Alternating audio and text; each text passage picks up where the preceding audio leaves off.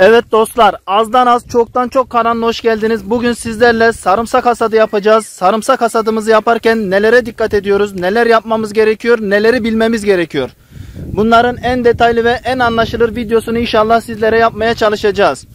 Bir önceki videomuzda sarımsakla ilgili hastalıklardan bahsetmiştik, neler olabileceğinden bahsetmiştik, nasıl bir bakım yapmamız gerektiğinden bahsetmiştik. Bugün vakit geldi, sarımsaklarımızı hasat etme vakti geldi. Sarımsaklarımızı nasıl hasat ediyoruz? Bir önceki videomuzu çektiğimizde sarımsaklarımızın dalları daha yeşildi. Ama şimdi kamerayı yaklaştırıyorum. Sarımsaklarımızın dalları kurudu, sarardı. Bu ne demek oluyor? Sarımsakların çekime hazır hale geldiğini gösteriyor. Çukurova bölgesi için Mersin Tarsus'ta şu anda Haziran ayının ilk haftasındayız. Haziran ayının ilk haftasında hasadımız başlamış bulunmakta sarımsakta. Bölge bölge değişmektedir bu sarımsakların hasat vakitleri.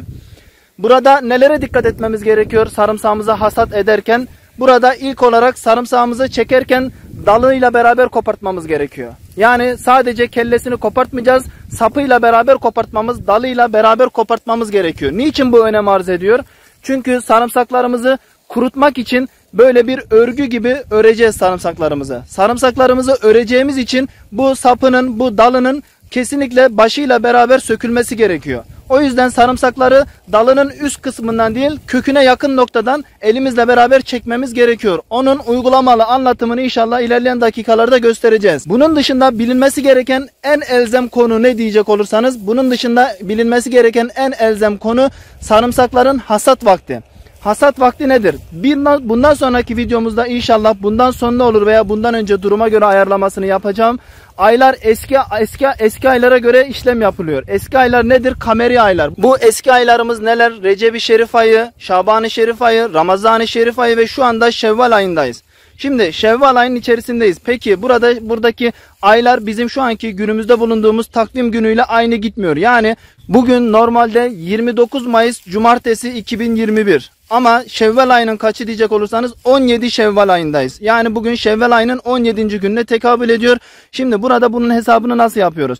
Burada aylar yeni ve eski olarak eski ve yeni olarak ayrılmakta ayın günleri. Burada ayın günleri eski ve yeni olarak ayrılırken ayın ilk 10 günü yeni ay olarak geçiyor. 10 gününden sonra aylar eskimeye başlıyor. Ayın 10'undan sonra ayımız eskimeye başlıyor. Yani burada ürünlerimizi ekerken, dikerken, hasat ekerken ayın eskisine ve yenisine göre işlem yapıyoruz. Bu gerçekten çok büyük önem arz ediyor. Peki buradaki önem neyden kaynaklanıyor? Eğer ki sarımsağı ayın yenisinde çekerseniz sarımsağımızın içi çok erken bir şekilde boşalıyor, çok erken çürüyor. Bu da istemediğimiz bir sonuç oluyor. Biz bunu birebir denedik. Bizden önceki nesiller, dedelerimiz bunları denemişler, bunları tespit etmişler. Bu bilgileri aktarmışlar. Gerçekten bu bilgiler çok büyük önem arz ediyor. Özellikle burada tüketicilere seslenmek istiyorum. Bugün pazara gittiğiniz zaman sarımsağın ayın yenisinde mi veya ayın eskisinde mi çekildiğini sorma şansınız yok. Onu satan kişinin de bu durumu bilme şansı yok. Ama siz bir tüketici olarak o ürünü alıyorsunuz.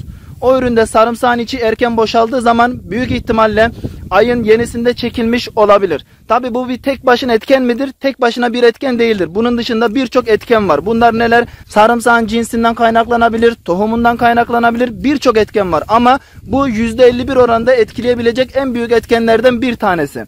Şimdi burada tabii ki biz üretici olarak tüketicilere ulaştırmamız gereken ürünlerde bunlara çok dikkat ediyoruz. Bu hususları göz önüne alıyoruz. Ona göre işlemlerimizi gerçekleştiriyoruz. Şu anda 17 Şevval ayının 17'sindeyiz. Ayımız eskimiş durumda ve biz de sarımsak hasadımıza an itibariyle başlamış bulunmaktayız. Şu anda biz sarımsak hasadımızı gerçekleştiriyoruz. Yapmış olduğumuz kontroller neticesinde sarımsağımızın başlarının güzel olduğunu, hasadımızın verimli geçtiğinin bilgisini verebiliriz. Tabii ki sarımsak işi yapılabilecek olursa, içindeki otları temizleyebilecek olursanız bunlar tabii ki her biri adam istiyor. Kazmayla kazmamız gerekiyor. Dibini, toprağını durmadan, ot bitirmeden kazma işlemini yapabiliyorsanız sarımsak işi yapılabilecek güzel, ender işlerden bir tanesi olduğunu söyleyebiliriz. Gelin şimdi başlayalım sarımsaklarımızın hasadına, çekme işlemini nasıl yapıyoruz, nelere dikkat etmemiz gerekiyor, sarımsaklarımızın başı nasıl olmuş, kaliteli mi, bunları sizlere gösterelim. Şimdi sarımsaklarımızı söküyoruz. Sarımsaklarımızı sökerken dediğimiz gibi şu üst taraftan kesinlikle tutup çekmiyoruz. Bu üst taraftan tutup çekersek ne olur? Üst taraftan tutup çektiğimiz zaman sarımsaklarımızın kökü, dişi toprağın içinde kalır. Sadece sapı elimize gelir. Bu şekilde sadece sapı elimize geldiği zaman onu hem oradan çıkartmamız zor olur hem de bunu örgü yaparken bu şekilde kurutma işlemini gerçekleştiremeyiz. O yüzden elimizle sarımsak çekerken toprağı sıfır olacak şekilde elimizi ayarlıyoruz ve sarımsaklarımızı o şekilde çekiyoruz. Nasıl, gösterimini gerçekleştirelim. Evet, bakın şu şekilde toprağın dibinden tutuyoruz. Sarımsaklarımızı güzelce söküm işlemini gerçekleştiriyoruz.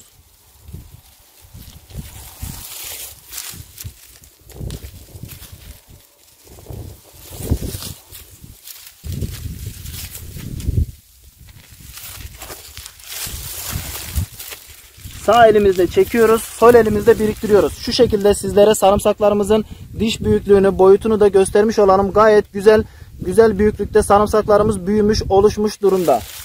Sağ elimizle sarımsağımızı çekiyoruz. Ardından sol elimizle bu şekilde biriktiriyoruz. Sol elimizle demet yapmış oluyoruz sarımsaklarımızı. Bakın şu ana kadar görmüş olduğunuz gibi sapından kopardığımız sarımsak olmadı. Bu şekilde çekme işlemine devam ediyoruz.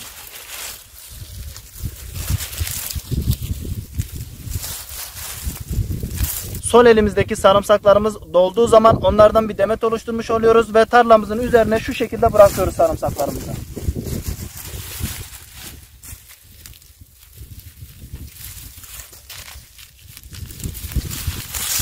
Şimdi burada her yerin, her bölgenin toprağı farklı olduğu için sıkı topraklar olabilir. Bizim bu olduğumuz toprak da sıkı bir toprak. İster istemez tuttuğumuz zaman ne kadar dibinden de tutsak, toprağı sıfırda tutsak sarımsaklar bazen dibinde toprağın içerisinde kalabiliyor. Orada da bıçkı yardımıyla işlemlerimizi yapıyoruz. Nasıl? Şu şekilde hemen sarımsağımızın kök kısmını topraktan biraz arındırdığımız zaman sarımsağımızın kendi baş kısmı ortaya çıkmış oluyor. Bu şekilde sarımsağımızı güzelce topraktan çıkartmış oluyoruz. Bakın şu şekilde söktük. Yine o kadar dikkat etmemize rağmen sapının koptuğu sarımsaklar elbette oluyor. Bunları da güzelce ayırıyoruz. Bunları da ayrı olarak kurutma işlemine tabi tutacağız. Şimdi burada şu konuya değinmek istiyorum. Bizim buradaki ekmiş olduğumuz sarımsakların tohumu ithal bir tohum değil.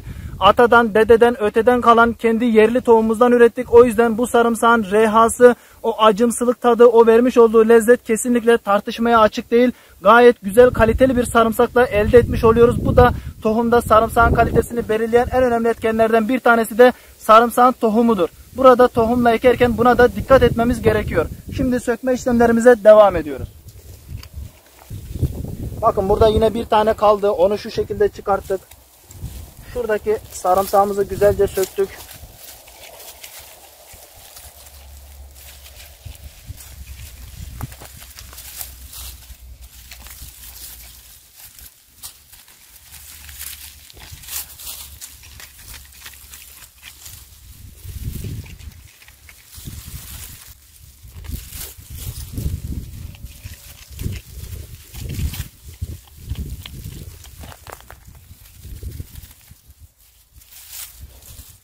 Görmüş olduğunuz gibi bu şekilde sarımsaklarımızı sökme işlemine, hasadına devam ediyoruz. Şimdi içerisindeki sökmüş olduğumuz sarımsakların boyutu nasıl dizdik onları gösterelim. Ardından da nasıl bağlıyoruz, nasıl kurutuyoruz, nasıl örüyoruz onların da gösterimini sizlere sağlayacağız. Evet, şurada öncesinden sökmüş olduğumuz, demet olarak oluşturmuş olduğumuz sarımsaklar var tarlamızın içerisinde. Onları sizlere göstermek istiyorum bu şekilde. Bu sarımsaklarımızı güzelce buraya koyduk. Şimdi ne yapacağız? Bunları güzelce tamperimizin içerisine, römorkumuzun içerisine alacağız. Ardından evimize geçeceğiz. Evimizde de sarımsaklarımızı kurutmak için örme işlemlerine başlayacağız. Hem bu şekilde sizlere sarımsağımızın baş kalitesini göstermiş olalım. Nasıl büyüdü, başının kalitesi ne durumda, istediğimiz seviyeye gelmiş mi onları da sizlere göstermiş olalım. Tabi burada sarımsağın baş kalitesi iki şekilde elde edilebilir. Yani başının büyük olmasını istiyorsak iki tane yolu var bunun. Bunlardan birincisi toprağınız ya çok kaliteli olacak. Sarımsak için çok yumuşak hem aynı zamanda kaliteli bir toprak olacak. O zaman ekstra çok fazla bir işlem yapmanıza gerek kalmayabilir. Bir iki defa sulama işlemi yeterli olabilir sarımsak için. Ama bizim bu bölgemizdeki topraklar sıkı bir toprak yapısına sahip olduğu için kesinlikle sulamamız gerekiyor. Bunun dışında ekstra yaptığımız bir işlem yok sarımsaklara. Sadece su vererek bu kaliteyi, bu kalibreyi, soğan başını elde etmiş bulunmaktayız.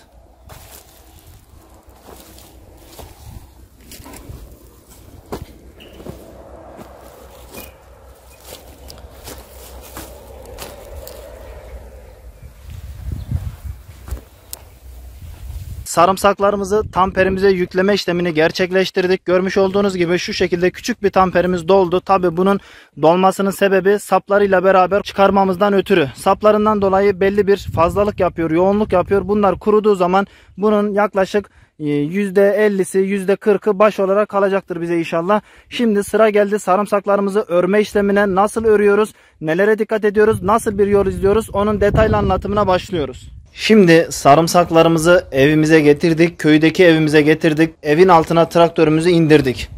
Şimdi ne yapacağız?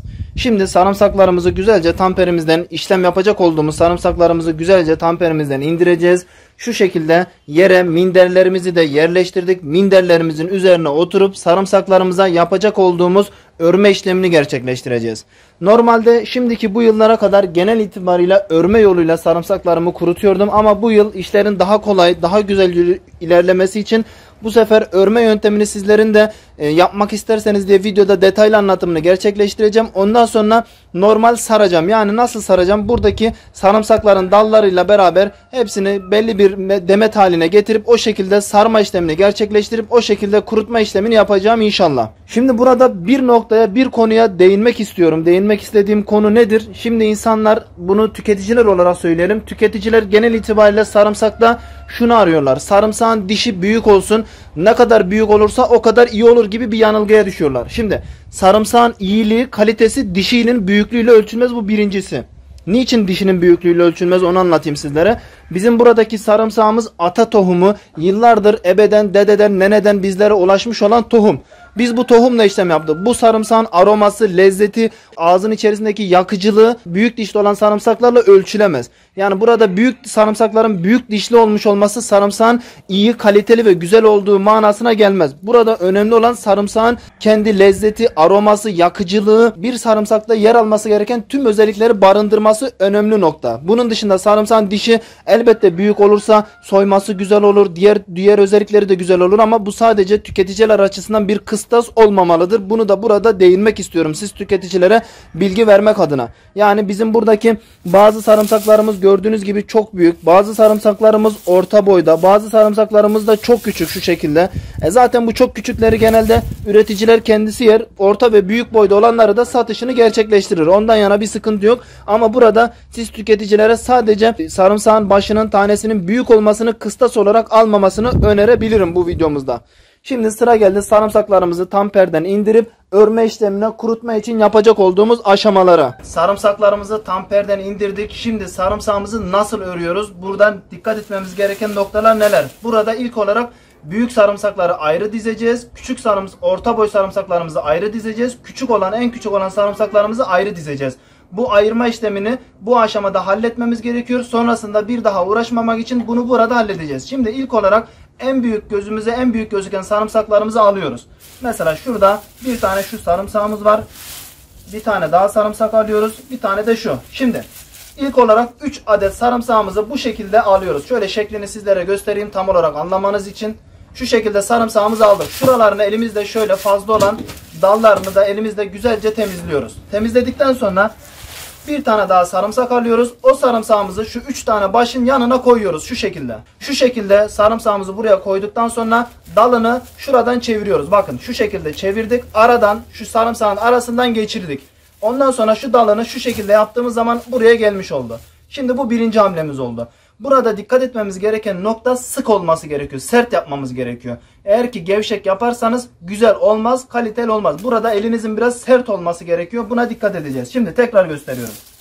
Yine aynı şekilde şu koymuş olduğumuz sarımsağın yanına diğer sarımsağımızı koyduk. Dalını şu şekilde alttan çevirdik. Şu aradan geçirdik ve tekrardan çektik. Görmüş olduğunuz gibi şu anda sarımsaklarımız yan yana dizilmeye başladı.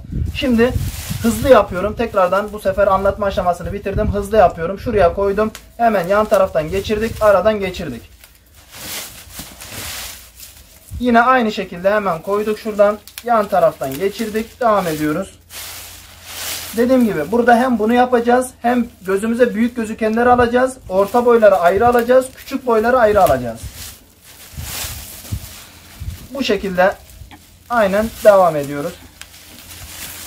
Şimdi yine aynı şekilde bakın sırayla koymuş olduğumuz sarımsaklarımızın yanına sarımsak başımızı koyuyoruz. Burada nasıl sert olacak? Diğer sarımsak 0 olacak şekilde koymamız gerekiyor ki sarımsak sert olsun. 0 olacak şekilde koyduk. Alt taraftan geçirdik dalını. Şu aradan geçirdik, sarımsağın arasından bu elimize verdik. Bu şekilde her dalını verdiğimizde buraya doğru, geriye doğru uzamış oluyor. Örgümüz uzamış oluyor. Bakın şu şekilde şu an örgümüz bu şekle geldi. Ben şimdi örmeye devam edeceğim. Hızlı hızlı sonunda nasıl bir sonuç elde edeceğiz onu da sizlere göstereceğiz.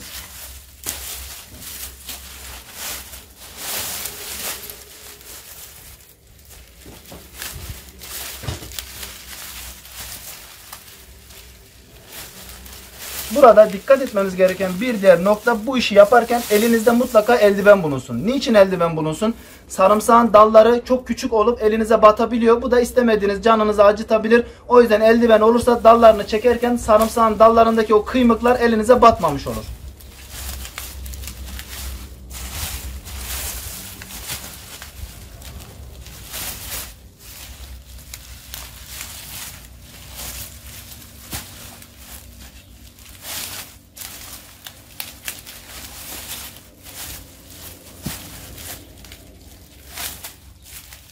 Aynı zamanda bu sarımsağın bu dişlerini sert şekilde yapmazsanız bu alta doğru gelen dallar olmaz. Dallar bu sefer yetişmez. Siz bu şekilde örgüyü tamamlayamazsınız. Burayı sert yapacaksınız ki sarımsağın dalları arkaya doğru uzamış olacak. Bu da diğer bir önemli nokta.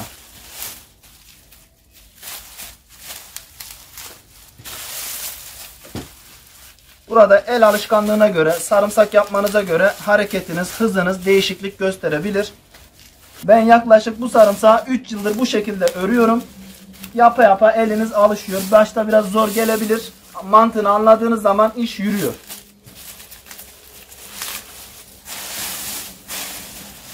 Eliniz yatkınlaşıyor bu işe. Peki bunu niye biz bu şekilde örüyoruz? Çünkü bunun kuruması için bunu yukarıya asacağız. Bir çiviye asacağız. Herhangi bir yere asmamız gerekiyor. Asmamız için de bunu bu şekilde yaparsak daha güzel asılıyor. Daha güzel kurumuş oluyor sarımsaklarımız.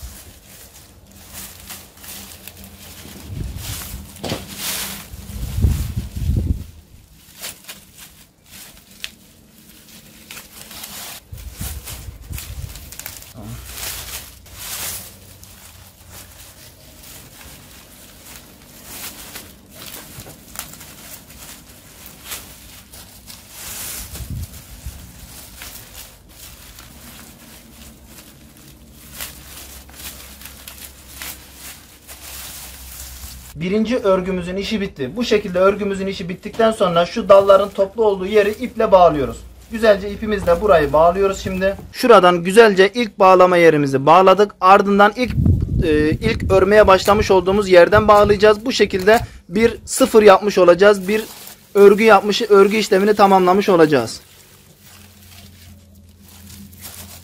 Bakın şuradan da ilk örmeye başladığımız 3 tane sarımsağın olduğu yerden de güzelce bağladık. Görmüş olduğunuz gibi sarımsak örgümüzün ilkini bitirmiş olduk. Gayet güzel oldu. Şu aradan ipi bağladığımız zaman bakın bu şekilde bir sıfır elde etmiş olduk. Bu sıfırlı şekilde şimdi bunu çivimize geçireceğiz. Bu şekilde kurutma aşamasında yaklaşık bir ay durduğu zaman gayet güzel şekilde kurumuş olacak inşallah sarımsaklarımız. Burada hem şekli güzel oldu, hem tipi güzel oldu, her şey güzel oldu. Bu şekilde sizler de sarımsakları kurutmak için bu örme yöntemini kullanabilirsiniz. Şimdi sarımsağımızı çivimize asalım. Şurada bir tane çivimiz var. Çivimizin üzerine sarımsağımızı astığımız zaman bakın burada bir çelenk gibi gayet güzel şekilde sarımsaklarımız durmuş oldu. Resmen bir tablo diyebiliriz buna. Sanat eseri olarak adlandırılabilir bu yapmış olduğumuz sarımsak. Sanat eseri desek abartmış olmayız. Sizler de bu şekilde sarımsağınızı güzelce kurutabilirsiniz. Kısacası bu sarımsak ekme, dikme olsun, diğer işlemler olsun basit olarak gözükebilecek bir işlem değil. Hepsinin ciddi manada bir emeği var, bir mücadelesi var. Bu şekilde sarımsak işlemleri yerine getirilmekte. Şimdi sizlere birinci kurutma yöntemini, örgü yöntemini güzelce anlattık. Şimdi diğer yapacak olduğumuz yöntemle de nasıl bir yöntem onun gösterimini sağlayacağız. Ardından inşallah videomuzu bitireceğiz. Evet, birinci yöntemimiz olan örgü yöntemini gösterdik. Şimdi ikinci yöntemimiz olan demet yöntemini göstereceğiz. Şimdi bu şekilde elimizde güzelce sarımsaklarımızı demet haline getiriyoruz. Bakın şu şekilde güzelce alıyoruz. Elimizin parmaklarımızın alabildiği kadar avucumuzun içerisine güzelce sarımsaklarımızı diziyoruz.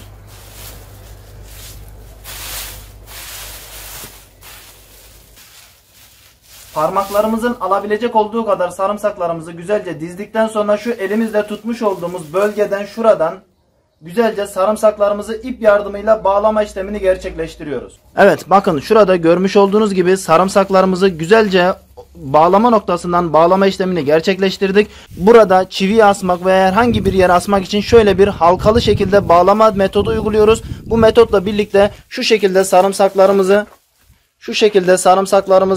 gerekli noktalara asma işlemini gerçekleştireceğiz. Bu şekilde çivimize sarımsağımızı astık. Şimdi burada kurutma yönteminde niçin bu şekilde havaya asıyoruz sarımsağımızı? Bunun sebebi nedir? Şimdi bunu bu şekilde havaya astığımız zaman daha güzel hava alıyor, daha güzel sarımsağın kuruması sağlanıyor ve daha güzel bir sonuç elde ediyoruz. Toplu bir şekilde bıraktığımız zaman nemlenme meydana gelebiliyor. İstediğimiz kuruma, istediğimiz kaliteyi elde edemiyoruz. O yüzden bu şekilde yapıp havaya herhangi bir yerle temas etmeyecek şekilde asıp o şekilde kurutmamız gerekiyor. Evet dostlarım, sarımsakla alakalı çekmesi olsun, onlardan sonra pas hastalığı olsun, nasıl oldu, nasıl getirdik, niçin böyle yapıyoruz, nasıl örüyoruz, nasıl kurutuyoruz, bunların en detaylı ve en anlaşılır şekilde sizlere aktarmaya çalıştım. Umarım faydalı bir video olmuştur. Kanalımıza abone olarak ve videolarımızı beğenerek destek olabilirsiniz.